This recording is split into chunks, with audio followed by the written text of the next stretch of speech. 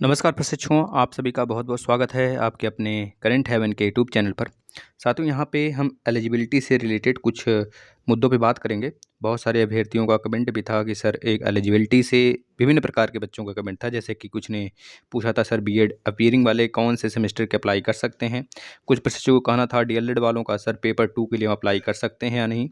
और एक हम ये भी बताएँगे बच्चों, आपको लास्ट तक बने रहिएगा कि फॉर्म कब से आने वाला है, क्योंकि पेपर का डेट तो अनाउंसमेंट हो चुका है, फॉर्म कब से आएगा।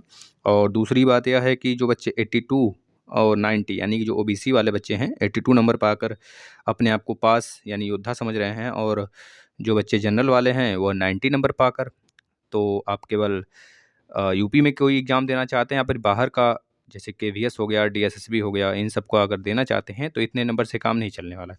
आपको और ज़्यादा नंबर लाने पड़ेंगे, इसके लिए फिर से आपको अप्लाई करना पड़ेगा। तो हम सारे मुद्दों पे बात करते हैं, आप लोग अंत तक बने रहिए, एक बार वीडियो को ज़रूर शेयर करिएगा। चलिए, सबसे पहले हम बात करेंगे बीएड अपीयरिंग वाले बच्चे अप्लाई कर सकते हैं या नहीं। तो आप ध्यान से सुनेंगे हमारी बातों को। देखिए, बीएड अपीयरिंग वाले बच्चे अप्लाई कर सकते हैं, ध्यान से देखिए। अगर हम बात करें, कुछ बच्चे होंगे फर्स्ट सेमेस्टर में होंगे कुछ बच्चे। अब यहाँ से फर्स्ट वालों ने पेपर दिया होगा, फर्स्ट वाले ने पेपर दिया होगा, और जो बच्चे कुछ होंगे जो सेकंड में आएँगे, सेकंड में पेपर देकर आए होंगे, सेकंड का पेपर दिए होंगे। अब जो सेकंड में पेपर दिए होंगे बच्चे, वो इस समय थर्ड में होंगे, और कुछ जगह थर्ड का पेपर हो गया होगा, उसका रिजल्ट भी आ गया होगा, तो फोर्थ में आ गए होंगे, फोर्थ का एग्ज़ाम होने वाला होगा, इस तरह से। अब जो बच्चे फर्स्ट वाले हैं, उनकी बात अभी बाद में करते हैं, पहले हम बात कर लेते हैं सेकंड सेमेस्टर। तो ऐसे प्रशिक्षु जो सेकंड सेमेस्टर में हैं या फिर सेकंड सेमेस्टर का एग्ज़ाम दे चुके हैं, नोटिफ़िकेशन सीटेट का आने से पहले-पहले, सीटेट का नोटिफ़िकेशन आने से पहले-पहले अगर इनका रिजल्ट आ जाता है, तब तो यह अप्लाई कर सकते हैं और वैलिड भी होंगे, ठीक है? और जो बच्चे थर्ड सेमेस्टर में यानी सेकंड सेमेस्टर का रिजल्ट आ चुका है जिनका, वह या फिर थर्ड के पेपर दिए होंगे, या फिर कुछ यूनिवर्सिटी का थर्ड का रिजल्ट भी अनाउंसमेंट हो गया होगा। बहुत सारे जैसे पूर्वांचल का अनाउंसमेंट हो गया है, बीएड थर्ड सेमेस्टर का, और फोर्थ का एग्ज़ाम होने वाला होगा।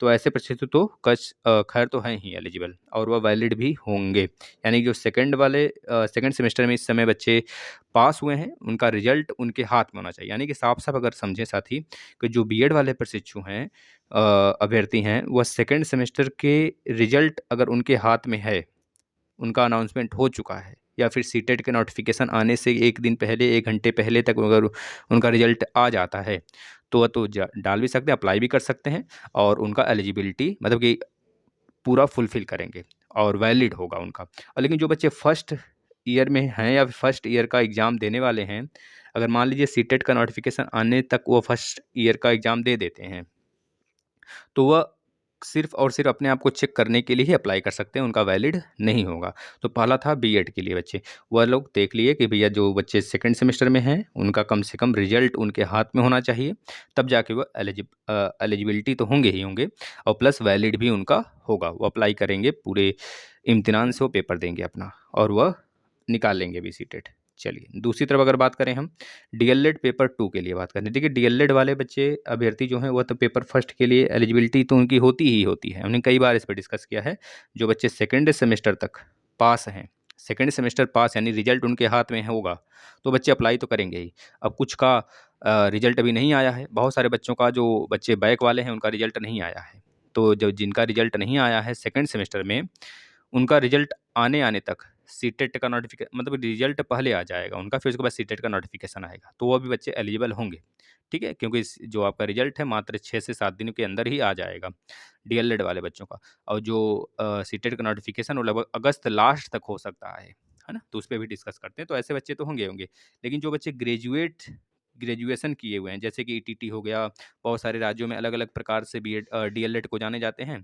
तो उसमें क्या होता है, बच्चे 12th के बाद ही डीएलएड या फिर ईटीटी, बीटीटी, जेबीटी ये सब करने लगते हैं, और ये उत्तर प्रदेश में अब तो डीएलएड को बीटीसी पहले था, अब डीएलएड हो गया है। तो अब ग्रेजुएशन के बाद जो बच्चा डीएलएड किया है, तो वह तो पेपर 2 के लिए वैलिड होगा, पेपर 2 अप्लाई करेगा। नहीं तो फिर वो पेपर फर्स्ट ही अप्लाई करेगा, और उसी के लिए वो वैलिड होगा। ठीक है? ये चीज़ें समझ में आ गई भाई?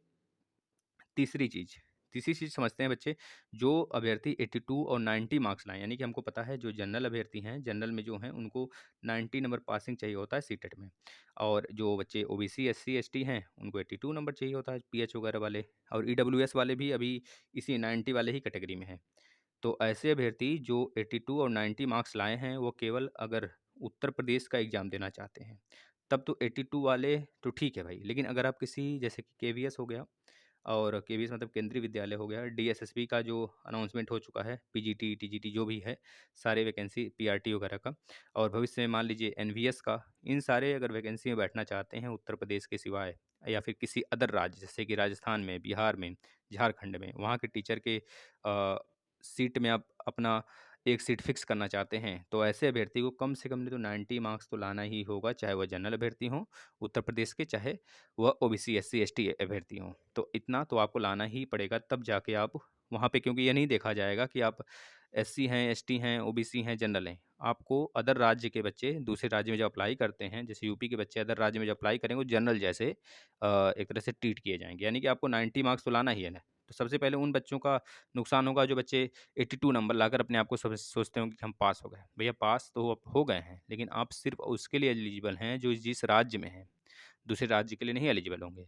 तो आपको कम से कम नहीं तो 90 मार्क्स तो लाना ही लाना है अदर राज्य में और केंद्र के जितने वैकेंसी आएँगे उसमें अप्लाई करने के लिए। तो बच्चे आप लोग को फिर से अप्लाई कर देना चाहिए। जो बच्चे 90 मार्क्स लाए हैं, हम तो ये भी कहेंगे बच्चों क्योंकि 100 के ऊपर रहता है, थोड़ा-सा देखने में भी अच्छा लगता है, मतलब कि हाँ, लगता है इग्निटी है, और अंदर से भी अच्छा लगता है, आपको खुद फ़ील होने लगेगा बहुत अच्छा हमने मार्क्स गेन किया है, 110 नंबर, और सीटेट में बहुत अच्छे-अच्छे मार्क्स गेन हो जाते हैं आराम से। चलिए, तो आपको दोबारा अप्लाई करना ही पड़ेगा। तीसरी चीज़ बात करें, इसका फॉर्म कब तक आएगा? देखिए, नेक्स्ट चौथा बात है ये तो, है ना? तो अगर बात करें फॉर्म कब तक आएगा, तो फॉर्म अगर देखें साथी, क्योंकि दिसंबर में आपके एग्ज़ाम होने हैं, तो फॉर्म अगर ज़्यादा से ज़्यादा लेट होगा, ज़्यादा से ज़्यादा लेट हुआ तो 15 सितंबर तक जाएगा। 15 सितंबर तक आपके फॉर्म का नोटिफ़िकेशन आ जाएगा। तब तक हो सकता है यूपी टेट का भी नोटिफ़िकेशन आ गया हो। तो आपके लिए बिल्कुल मस्त तरीके से हम क्लास भी स्टार्ट करने वाले हैं, क्योंकि मैथ के हमने सीटेट के मैथ की कंप्लीट क्लास हमने करा दिए हैं। पूरा आ जाइए, प्लेलिस्ट में पड़ा हुआ है, आप वहाँ से कर सकते हैं। और बाकी जो ईवीएस है उसके मैक्सिमम भी हमने कंप्लीट कर दिए हैं, पूरे के पूरे। टेस्ट भी लॉन्च करेंगे और बहुत जल्द ही हम बोर्ड पे आकर आपको पढ़ाना शुरू करेंगे। और इस वीडियो को शेयर करिए। और बच्चे, फॉर्म का हमने बता दिया कि लास्ट अगर देखा जाए ज़्यादा से ज़्यादा लेट हुआ तो 15 सितंबर तक आपके नोटिफ़िकेशन आएँगे। अगर कोई और सूचना चाहते हैं तो कमेंट करिएगा, इस वीडियो को शेयर करिए। अगर वीडियो पसंद आए तो ज़रूर बताइएगा, और किस मुद्दे पे वीडियो बनाना चाहिए वो भी आप कमेंट कर सकते हैं। धन्यवाद।